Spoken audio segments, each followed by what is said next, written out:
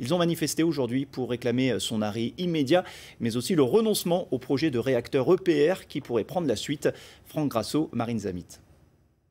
Il y en a marre, on laisse plus faire pour le budget. Le nucléaire, ça tire les foudres. Ils sont un peu plus de 500 pour se défiler au pied de la centrale du budget. Il y a 10 ans, au même endroit, ils étaient 3 fois plus à demander l'arrêt des réacteurs. Fukushima venait de frapper les esprits. Le temps a passé, mais le noyau dur des militants est resté. Cette centrale, elle est vétuste, elle a passé son temps. Il faut savoir qu'initialement, les réacteurs ont été conçus pour durer 25 à 30 ans avec une période de sûreté de 10 ans.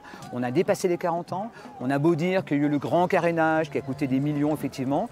On sait qu'on ne peut pas tout changer dans une centrale. Il y a des organes de sécurité qu'on ne peut pas changer. Donc moi, ce que je me dis, c'est qu'on est en train de faire courir un danger. Au-delà du vieillissement de la centrale, les opposants redoutent la vie d'après. La possible installation de réacteurs EPR, nouvelle génération. EDF cherche d'ailleurs à acquérir des terrains dans le secteur. C'est la même technologie que ces centrales-là, hein, avec un peu plus de sécurité liée aux mesures post-Fukushima, de protection, il y a une double coque, etc. Mais la technologie et le danger, ils restent le même.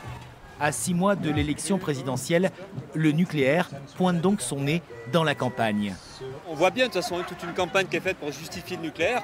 En réalité, ça a tous les défauts. Certes, ça ne produit pas beaucoup de gaz à effet de serre, mais à côté de ça, voilà, c'est aussi l'extraction d'uranium, c'est le transport d'uranium, enfin c'est plein de problèmes. On a véritablement besoin de changer de modèle énergétique, plus de sobriété, réduire nos consommations d'énergie et viser le développement des énergies renouvelables. Cette manifestation ouvre le débat. C'était la volonté des antinucléaires qui ont battu le pavé dans un département où les élus sont plutôt favorables à l'atome et à son économie.